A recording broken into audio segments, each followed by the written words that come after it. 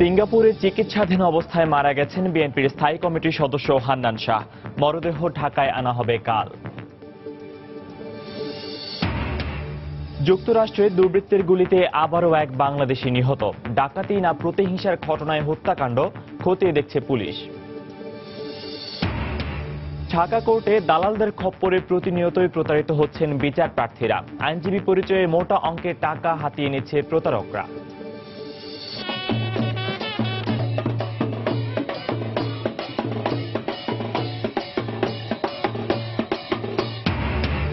বিশ্ব পর্যটন দিবস উপলক্ষে রাজধানীতে বর্ণাঢ্য র্যালি। পর্যটন বর্ষ ঘোষণা সফল হওয়া নিয়ে সংশয়, সমন্বয়হীনতা আর অর্থ সংকটের কারণ বলছেন সংশ্লিষ্টরা।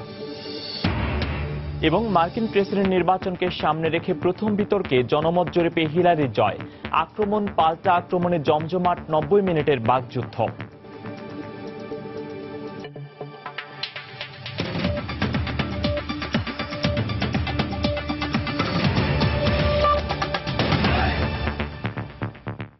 সময় সংবাদের সঙ্গে আছে আমি ফয়সাল মোর্শেদ। বিএনপির স্থায়ী কমিটির সদস্য অবসরপ্রাপ্ত ব্রিগেডিয়ার জেনারেল আসম হান্নান শাহ আর নেই। সিঙ্গাপুরের র্যাফেল হার্ট সেন্টার হাসপাতালে চিকিৎসাধীন অবস্থায় তিনি শেষ নিঃশ্বাস ত্যাগ করেন। প্রবীণ এই রাজনীতিকের মৃত্যুতে পরিবার ও দলে নেমে এসেছে শোকের ছায়া। বিএনপির প্রবীণ নেতা হান্নান শাহর মৃত্যুতেই শোকাহত পরিবারের সদস্যরা, মর্মাহত তাঁর দলের নেতাকর্মীরাও। তাঁর বিদায় যেন এক শূন্যতা সৃষ্টি করেছে রাজনৈতিক ও পারিবারিক অঙ্গনে। গত 6 সেপ্টেম্বর হঠাৎ অসুস্থ হয়ে পড়লে বিএনপির স্থায়ী কমিটির সদস্য আসম হান্নান শাহকে ঢাকার সম্মিলিত সামরিক হাসপাতালে ভর্তি করা হয়। সেখান থেকে উন্নত চিকিৎসার জন্য গত 11 সেপ্টেম্বর সাবেক এই সেনা কর্মকর্তাকে নেওয়া হয় সিঙ্গাপুরে। সেখানকার রাফেলস হার্ট সেন্টারে ভর্তির 13 দিনের মাথায় মঙ্গলবার ভোররাতে মারা যান তিনি। গত শুক্রবার ওনার আবার হার্ট অ্যাটাক হয়, তারপরে উনি রিভাইভ করতে পারেন না। বাট কজ অফ ডেথ হলো আপনার নিউমোনিয়া, ইনফেকশনের জন্য severe blood infection and pneumonia. সিঙ্গাপুরে আজকে বাদ এশা আঙ্গুলিয়া মসজিদে মোস্তফা সেন্টারের পাশে ওখানে নামাজ জানাজা একটা হবে। সকালে শোক সন্তপ্ত পরিবারকে সমবেদনা জানাতে মরহুমের মহাখালী ডিওএইচএস এর বাসায় যান দলের মহাসচিব মির্জা ফখরুল ইসলাম আলমগীর। এ সময় গণমাধ্যমের কাছে জাতীয়তাবাদী রাজনীতিতে হান্নান শাহর অবদান কৃতজ্ঞতা ভরে স্মরণ করেন তিনি। তিনি একজন অকুত ভয় সাহসী দেশপ্রেমিক মানুষ ছিলেন। গণতন্ত্রের জন্য তিনি আজীবন সংগ্রাম করেছেন এবং এখন তার এই চলে যাওয়াটা সেই গণতান্ত্রিক সংগ্রামের জন্য একটা বড় রকমের অভাব সৃষ্টি করল। পরিবারের সদস্যরাও মরহুমের আত্মার শান্তির জন্য দেশবাসীর কাছে দোয়া চান। আগামী শুক্রবার দিন বাদ জুমা ওনাকে আমাদের পারিবারিক অবস্থানে দাফন সম্পন্ন করব। আশা করি ওনার জন্য আপনারা দোয়া করবেন। ব্রিগেডিয়ার জেনারেল হিসেবে সেনাবাহিনী থেকে অবসর নেয়ার পর হান্নান শাহ বিএনপির রাজনীতিতে সক্রিয় হন। 2001 সালে ক্ষমতায় আসার পর তিনি পাটমন্ত্রীর দায়িত্ব পালন করেন। 1-11 পরবর্তী সময়ে দলের পক্ষে সক্রিয় ভূমিকা পালন করে বেশ আলোচিত হন তিনি। সালাউদ্দিন সুমন, সময় সংবাদ, ঢাকা। যুক্তরাষ্ট্রের দুর্বৃত্তের গুলিতে আরও এক বাংলাদেশি নিহত হয়েছেন। তার নাম আবুল কালাম রহিম। স্থানীয় সময় রোববার ভোরে লস অ্যাঞ্জেলস সিটির নর্থ হলিউড বেলায়ার এভিনিউ এলাকায় এ ঘটনা ঘটে। লস অ্যাঞ্জেলস পুলিশ জানায়, স্থানীয় A&D লিকার মার্টে হামলা চালায় অস্ত্রধারী এক নারী ও এক পুরুষ। এ সময় নারীর ছোড়া গুলিতে সেখানে থাকা আবুল কালাম রহিমের মৃত্যু হয় বলে সংবাদ মাধ্যমকে জানিয়েছেন দোকান মালিক। মার্টের সিসি ক্যামেরার ছবি পরীক্ষা করে ঘাতকদের শনাক্ত করা হলেও এখনো পর্যন্ত কাউকে আটক করতে পারেনি পুলিশ। নিহত আবুল কালামের বাড়ি কুমিল্লা জেলায়। তিনি 16 বছর ধরে যুক্তরাষ্ট্রে বসবাস করছেন। ময়নাতদন্ত শেষে নিহত আবুল কালামের লাশ ঢাকায় আনা হবে বলে পরিবারের পক্ষ থেকে জানানো হয়েছে।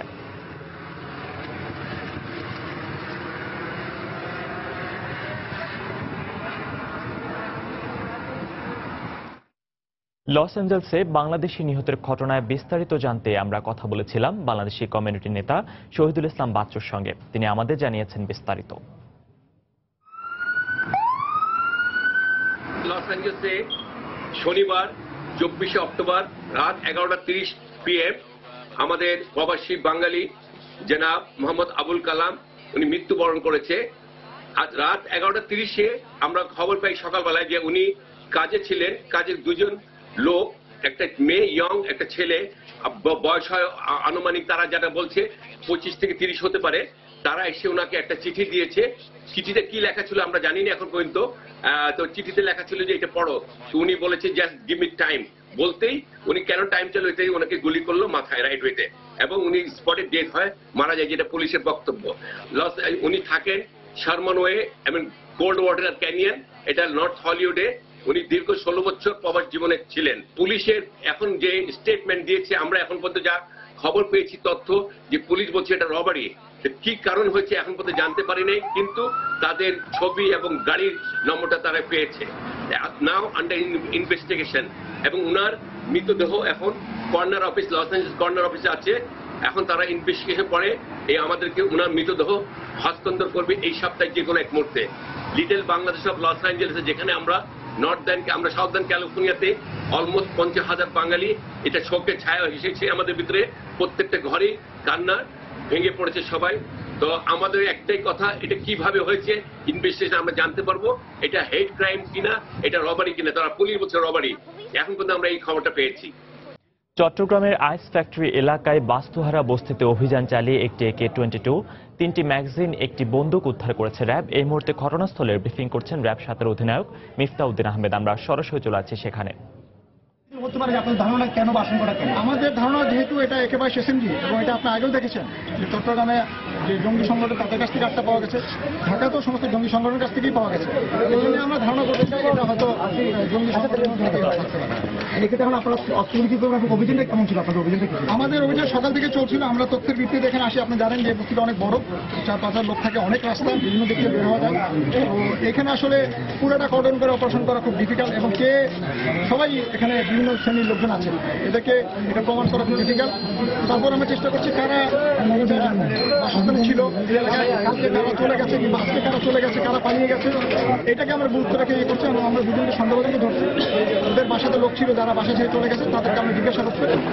প্রাথমিকভাবে কিছু বলেছি কিনা এখন কিছু পাওয়া যায়নি। আমরা অস্ত্রের ধরন এবং এগুলো থেকে ধারণা করছি যে এটা কোনো জঙ্গিদের ফেলে দেওয়া অস্ত্র হওয়ার সম্ভাবনা বেশি। ধারণাটা কেন? এই যে বললাম যে এটা একেবারে SMG, আপনারা দেখেছেন যে সন্ত্রাসী কিংবা বিভিন্ন জায়গায় যেগুলো হয় সেগুলোতে কিন্তু পিস্তল, LG এগুলো ককটেল ব্যবহার করা। কিন্তু শুধু আমরা কিন্তু খালি এটাই দেখেছি যে ঢাকাতে আপনারা দেখেছেন এমবির যে হামলা হয়েছে, সেখানে AK-22 ব্যবহার করা আছে। আমাদের এখানে যে হামলা ব্রিগেড আমরা ধরেছিলাম 8টা, AK-22 সাথে তাদের যোগাযোগ বেশি। এখানে আমরা হিলেও পাহাড়ি সন্ত্রাসীদের কাছ থেকেও সেনাবাহিনী কর্তৃক কিছু AK-22 উদ্ধার হয়েছে।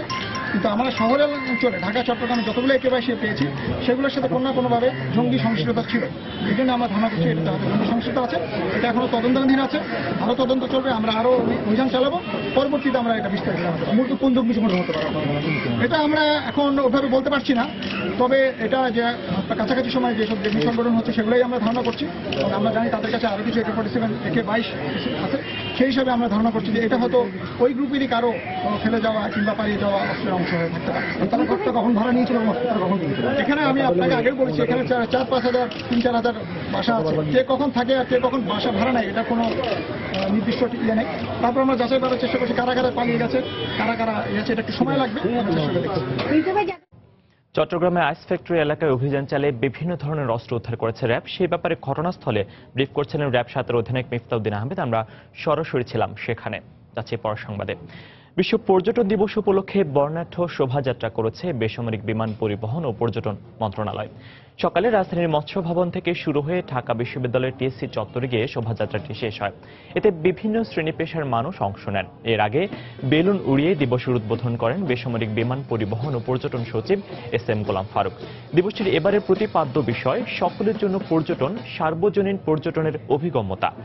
দিনব্যাপী সভা, সেমিনার সহ বিভিন্ন আয়োজনের মধ্য দিয়ে এবারের পর্যটন দিবস পালন করা হচ্ছে। শুধু ঘোষণা আর পরিকল্পনাতে সীমাবদ্ধ রয়েছে পর্যটন বর্ষের কার্যক্রম। বছরের শুরুতে বিচ কার্নিভাল ছাড়া গেল 9 মাসে দেখা যায়নি উল্লেখযোগ্য কোনো উদ্যোগ। কারণ হিসেবে সমন্বয়হীনতা আর অর্থ সংকটকে দুষছেন সংশ্লিষ্টরা। ভিসা সহজীকরণ আর বিদেশে বাংলাদেশি দূতাবাসগুলোর প্রচারণা বাড়ানো জরুরি বলে মনে করেন তারা। বিস্তারিত ইমতিয়াজ আহমেদের রিপোর্টে। বেশ ঢাকঢোল পিটিয়ে ঘোষণা করা হয়েছিল পর্যটন বর্ষ 2016। বছরের শুরুতে 3 দিনের বিচ কার্নিভাল, কিছু মতবিনিময় সভা আর কমিটি গঠনের মধ্যেই আটকে আছে পর্যটন বর্ষের সরকারি কার্যক্রম। 10 লাখ বিদেশি পর্যটক আকর্ষণের লক্ষ্য থাকলেও এখন পর্যন্ত আন্তর্জাতিক গণমাধ্যমে নেই দেশীয় কোনো পর্যটন স্থানের প্রচারণা।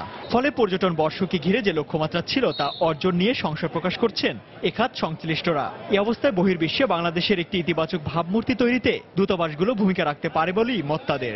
বহির্বিশ্বে কিন্তু আমাদের ইমেজ অনেক সময় কোনো কারণে ক্ষুণ্ণ হয়েছে, তো এই জিনিসটা খেয়াল করতে হবে এবং একটা গভর্নমেন্টে করতে হবে। বিবিসি, সিএনএন আরো যে ওয়ার্ল্ড মিডিয়া আছে সেখানে একটা বিজ্ঞাপন যাওয়া উচিত বাংলাদেশকে পজিটিভ ওয়েতে বিদেশে যারা পর্যটক তাদের চোখে তুলে ধরার জন্য। টুরিস্ট এসেছে, বাট যেটা আমাদের টার্গেটের ধারে কাছে আমরা যেতে পারিনি। 2016 থেকে 18 সাল পর্যন্ত সময়ে 10 লাখ বিদেশি পর্যটক আকর্ষণের লক্ষ্য থাকলেও এখন পর্যন্ত কি পরিমাণ বিদেশি পর্যটক এসেছে তার সঠিক কোনো তথ্য নেই পর্যটন সংশ্লিষ্ট কোনো সরকারি প্রতিষ্ঠানের। তবে তথ্যগত দুর্বলতা আর এখাতে অর্থ সংকটের জন্য সরকারি বিভিন্ন দপ্তরের সমন্বয়হীনতাকে দুষছেন বাংলাদেশ পর্যটন কর্পোরেশনের চেয়ারম্যান। দুঃখজনক ঘটনা পরিপ্রেক্ষিতে আমাদের যে ফরেন ট্যুরিস্ট যারা বুকিং দিয়েছিল তারা তাদের বুকিং ক্যান্সেল করেছেন। তবে অবস্থা এখন আস্তে আস্তে স্বাভাবিক হতে শুরু করেছে এবং ফরেন ট্যুরিস্টরা আবার আগমন করতে শুরু করছে। তথ্যগুলো পেতে হলে কিছু ইন্টারএজেন্সি কর্পোরেশন প্রয়োজন হয়, যেমন আমাদেরকে স্পেশাল ব্রাঞ্চ, পরিসংখ্যান ব্যুরো, ট্যুরিস্ট অপারেটর, বিভিন্ন এজেন্সির উপর নির্ভর করতে হয়। কাঙ্ক্ষিত সংখ্যক এই পর্যটকের লক্ষ্যমাত্রা অর্জন হলে $200 মিলিয়ন বৈদেশিক আয়ের পাশাপাশি 3 লাখ মানুষের কর্মসংস্থান সৃষ্টি হবে বলে প্রত্যাশা সংশ্লিষ্টদের। ইমতিয়াজ আহমেদ, সময় সংবাদ, ঢাকা। সময় সংবাদে আরো থাকছে, ডিসেম্বরে একই সময়ে নারায়ণগঞ্জ ও কুমিল্লা সিটি নির্বাচনের কথা ভাবছে ইসি। বর্তমান কমিশনের শেষ নির্বাচন হওয়ায় সতর্ক থাকার পরামর্শ বিশেষজ্ঞদের।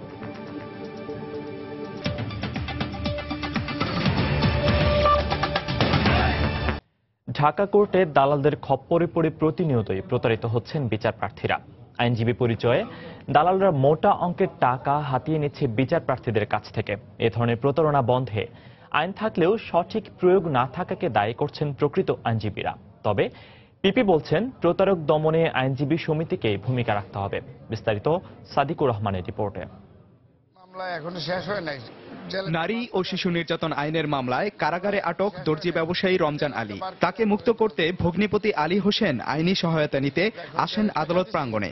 আইনজীবী পরিচয় দিয়ে এক দালাল ফাঁদে ফেলে এই বিচার প্রার্থীকে।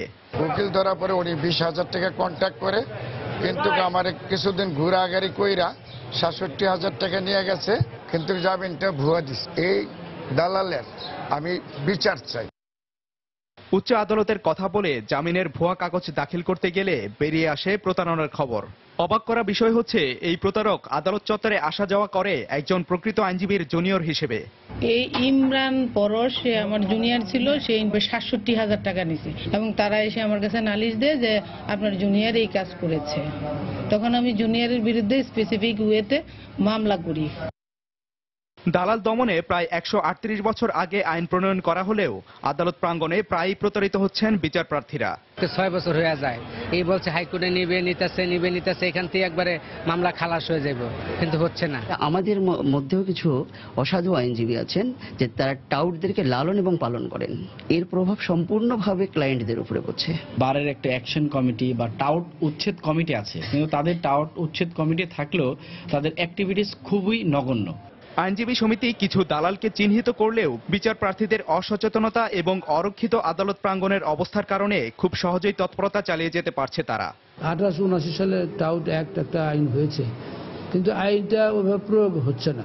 টাউটকে উচ্ছেদ করতে হলে কিন্তু এখানে পুলিশ দেওয়া হবে না, কারণ এখানে বারকেই দায়িত্বটা বেশি নিতে হবে। আইডি কার্ড ছাড়া যাকে পাওয়া যাবে তাকে ধরে আমরা চালান করে দেব এবং প্রতিদিনই আমাদের টাউট উচ্ছেদ কমিটি কার্যক্রম চালাইতেছে এবং থানায় যাইতেছে। থানায় আমরা অলরেডি আগেই চিঠি দিয়ে দিয়েছি এবং থানায় গিয়ে আমরা টাউট ধরে নিয়ে আসছি। বিচার প্রার্থীদের হয়রানি বন্ধ করতে আদালত প্রাঙ্গণকে সংরক্ষিত করা প্রয়োজন বলে মনে করেন সাধারণ আইনজীবীরা। এ বছর ফেব্রুয়ারি থেকে এ পর্যন্ত 65 জন প্রতারককে শনাক্ত করেছে ঢাকা আইনজীবী সমিতি। সাদিকুর রহমান, সময় সংবাদ, ঢাকা। রংপুর সুগার মিলের দখলকৃত জমি উদ্ধারের দাবিতে গাইবান্ধার মহিমাগঞ্জে আধা বেলা হরতাল পালিত হয়েছে। এ সময় সকাল 7টা থেকে 10টা পর্যন্ত একটি ট্রেন আটকে রাখে বিক্ষোভকারীরা। আখ চাষী সমিতি ও শ্রমিক কর্মচারী ইউনিয়ন এই কর্মসূচি পালন করে। আন্দোলনকারীদের অভিযোগ, স্থানীয় আদিবাসী ও বাঙালিরা 3 মাস আগে গোবিন্দগঞ্জের সাহেবগঞ্জে রংপুর সুগার মিলের 1842 একর ফসলি জমি ও পুকুর দখল করে। দীর্ঘদিন ধরে মিল কর্তৃপক্ষ জমি দখলমুক্ত করার চেষ্টা করলেও প্রশাসন কোনো পদক্ষেপ নেয়নি বলে অভিযোগ তাদের। এদিকে হরতাল চলাকালে বোনারপাড়া থেকে সান্তাহারের উদ্দেশ্যে ছেড়ে আসে একটি ট্রেন প্রায় 3 ঘন্টা অবরোধ করে রাখায় দুর্ভোগে পড়েন যাত্রীরা। পরে প্রশাসনের আশ্বাসের প্রেক্ষিতে অবরোধ প্রত্যাহার করে আন্দোলনকারীরা।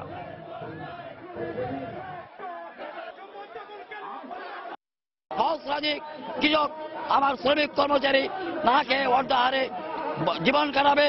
আজকে এই কর্মসূচি রংপুর চিনির কলের শ্রমিক কর্মচারী, আখ চাষী এবং মহিমাগঞ্জের সর্বস্তরের দলমত নির্বিশেষে এই কর্মসূচির আহ্বান করেছে। সরকারের যেহেতু তারা কর্মচারী, তারা ট্রেন বন্ধ করে এটা রাখা এটা সম্পূর্ণ অবৈধ, এটা তারা করতে পারে না। আমরা তাকে বুঝে এটা অপসারণ করার জন্য তাদেরকে আমরা বলছি।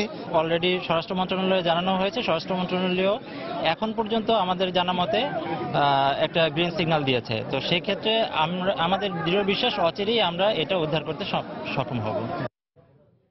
সময় সংবাদে আরো থাকছে, চট্টগ্রামে রাষ্ট্রায়ত্ত সার কারখানাগুলোতে নেই নিরাপত্তা ব্যবস্থা, লাইসেন্স নবায়নের ক্ষেত্রে নেই কোনো তদারকি, বাড়ছে দুর্ঘটনার শঙ্কা।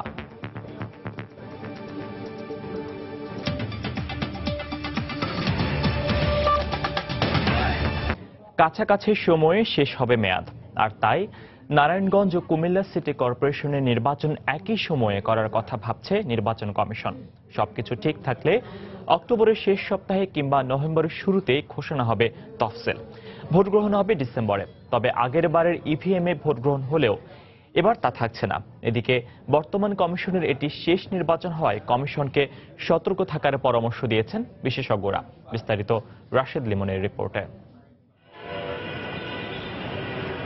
2011 সালের 30 অক্টোবর অনুষ্ঠিত হয় নারায়ণগঞ্জ সিটি কর্পোরেশনের নির্বাচন। প্রথম সভা অনুষ্ঠিত হয় 27 ডিসেম্বর। আর 2012 সালের 5 জানুয়ারি ভোট গ্রহণ এবং 9 ফেব্রুয়ারি প্রথম সভা হয় কুমিল্লা সিটি কর্পোরেশনের। সংবিধান অনুযায়ী প্রথম সভা অনুষ্ঠানের 5 বছর পূর্ণ হওয়ার আগের 90 দিনের মধ্যে দিতে হবে নির্বাচন।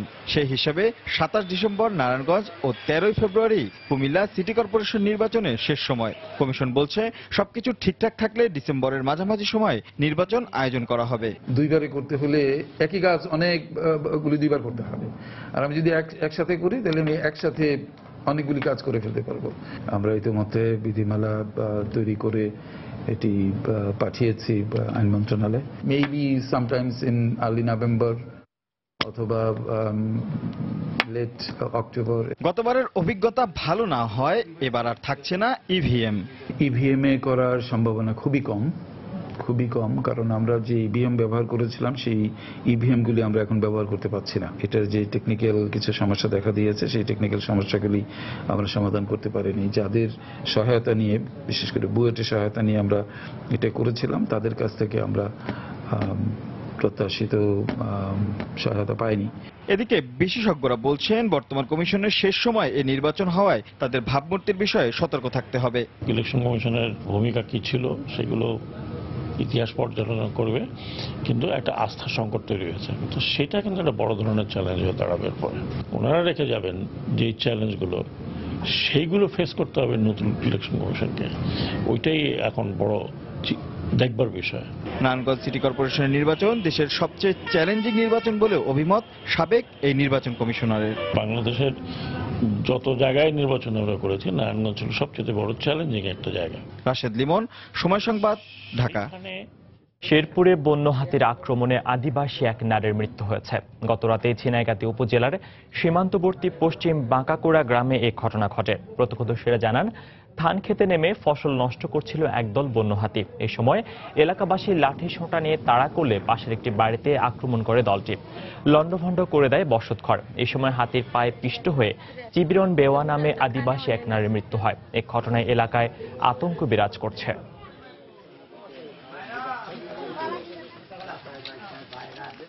দেখছেন সময় সংবাদ। প্রতিষ্ঠার পর দুর্ঘটনা প্রতিরোধে সুসংগঠিত নিরাপত্তামূলক কোনো ব্যবস্থা ছাড়াই চলছে চট্টগ্রামের রাষ্ট্রায়ত্ত সার কারখানাগুলো। এমনকি কারখানার কারণে পরিবেশে কী ধরনের প্রতিক্রিয়া পড়ছে তার কোনো পরীক্ষাও করা হয় না। ড্যাব কারখানায় দুর্ঘটনার পর অনুসন্ধান করে এ ধরনের বেশ কিছু নিরাপত্তাজনিত ত্রুটি চিহ্নিত করেছে ফায়ার সার্ভিস ও পরিবেশ অধিদপ্তর। বিস্তারিত জানাচ্ছেন কমল দে। শিল্প কারখানা গড়ে তোলার ক্ষেত্রে দুর্ঘটনা প্রতিরোধমূলক নিরাপত্তা ব্যবস্থার কথা চিন্তা করা হয় সবার আগে, কিন্তু চট্টগ্রামে কর্ণফুলী নদীর তীরে গড়ে ওঠা রাষ্ট্রায়ত্ত সার কারখানা ট্যাপের ক্ষেত্রে তা মানা হয়নি বলে অভিযোগ ফায়ার সার্ভিসের।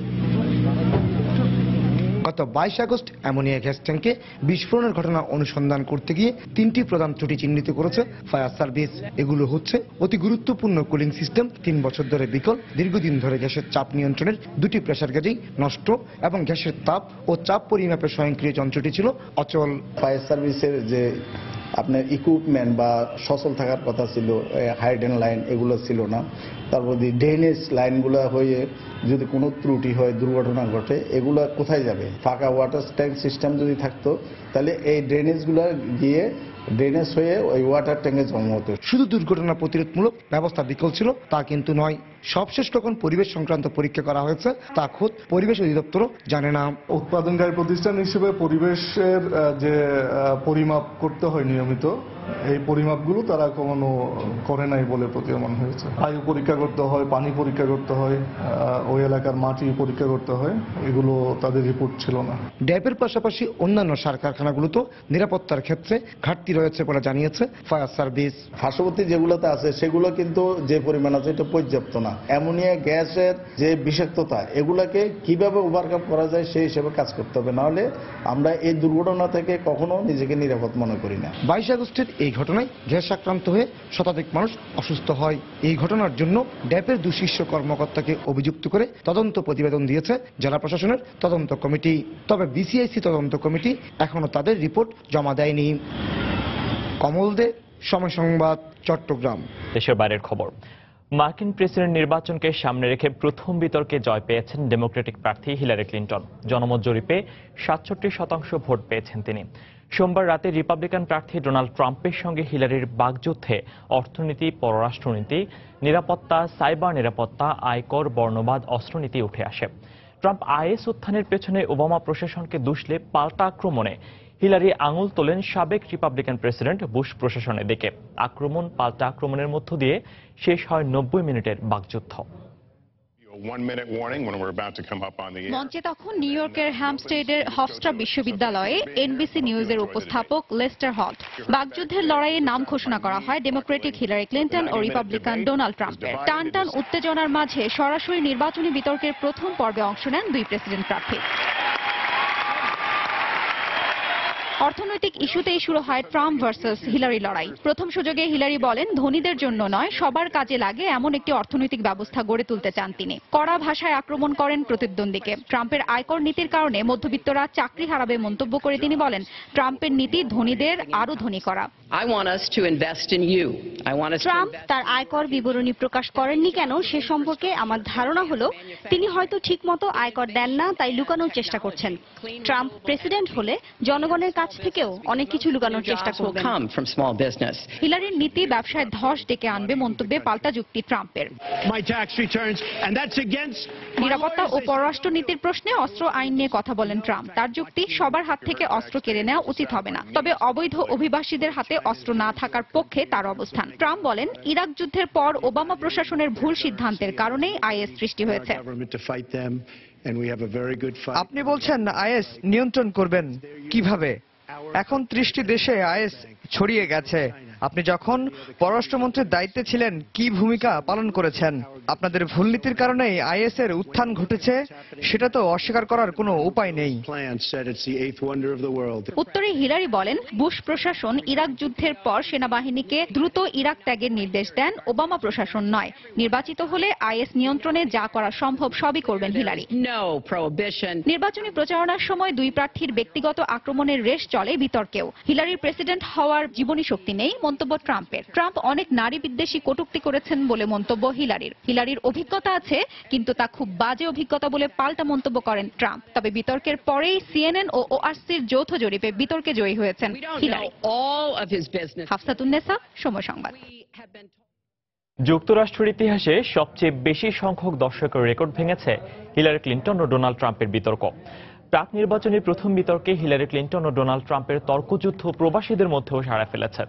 2 প্রার্থীর যুক্তিতর্ক নিয়ে চুলচেরা বিশ্লেষণে নেমে পড়েছেন তারা। নিউ ইয়র্ক থেকে শিহাবুদ্দিন কিসলুর পাঠানো তথ্য ও ছবি নিয়ে ডেস্ক রিপোর্ট।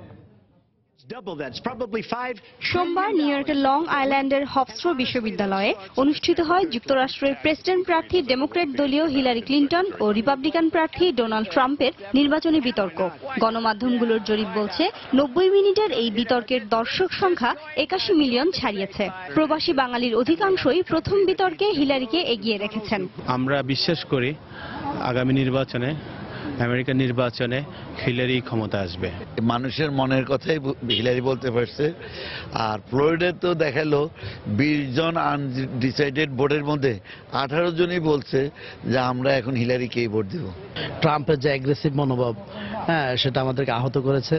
তবে ট্রাম্পের পক্ষেও এসেছে মত। কেউ কেউ মনে করেন ট্রাম্প ভালো করেছেন। বর্তমান পরিস্থিতিতে ট্রাম্পের বক্তব্য অত্যন্ত সুনির্দিষ্ট এবং সুন্দর, যে কারণের জন্য হিলারি ক্লিন্টনকে আমার দেখা মতে তেমন ভালো বলে মনে হয়নি, যেহেতু সে 8 বছর ওবামা প্রশাসনের সঙ্গে ওতপ্রোত জড়িত ছিল এবং সে পররাষ্ট্রমন্ত্রীও ছিল, যার জন্য সিরিয়া, ইরাকে, আফগানিস্তানে অধোগতি হয়েছে। এটা আর পুনর্গঠন করার মতন তার যোগ্যতা সামনে আসবে না।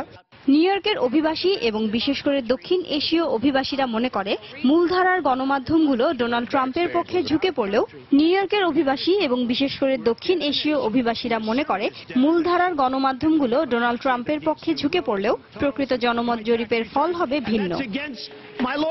সময় সংবাদ, নিউ ইয়র্ক, যুক্তরাষ্ট্র। এই পর্যায়ে শীর্ষ সংবাদ জানিয়ে দিচ্ছি আরেকবার। সিঙ্গাপুরে চিকিৎসাধীন অবস্থায় মারা গেছেন বিএনপির স্থায়ী কমিটির সদস্য হান্নান শাহ। মরদেহ ঢাকায় আনা হবে কাল।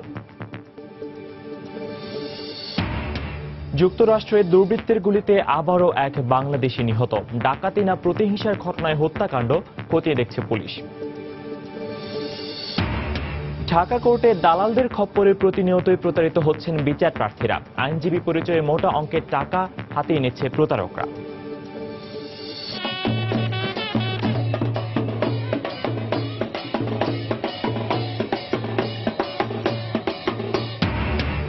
বিশ্ব পর্যটন দিবস উপলক্ষে রাজধানীতে বর্ণাঢ্য র্যালি। পর্যটন বর্ষ ঘোষণা সফল হওয়া নিয়ে সংশয়, সমন্বয়হীনতা আর অর্থ সংকটই কারণ বলছেন সংশ্লিষ্টরা। এবং মার্কিন প্রেসিডেন্ট নির্বাচনকে সামনে রেখে প্রথম বিতর্কে জনমত জরিপে হিলারির জয়। আক্রমণ পাল্টা আক্রমণে জমজমাট 90 মিনিটের বাকযুদ্ধ। এই ছিল এখনকার মতো। যে কোনো খবর পেতে ভিজিট করুন সময়নিউজ.tv। যে কোনো বাংলা লিংক, রবি ও এয়ারটেল নম্বর থেকে সময় সংবাদের খবর, অনুষ্ঠান সম্পর্কে জানতে এবং যে কোনো তথ্য সময় সংবাদকে জানাতে ডায়াল করুন 16242 নম্বরে। এছাড়া এইমাত্র পাওয়া খবর মোবাইলে পেতে SMS করুন *BN লিখে পাঠিয়ে দিন 16242 নম্বরে। সঙ্গে থাকুন সময়।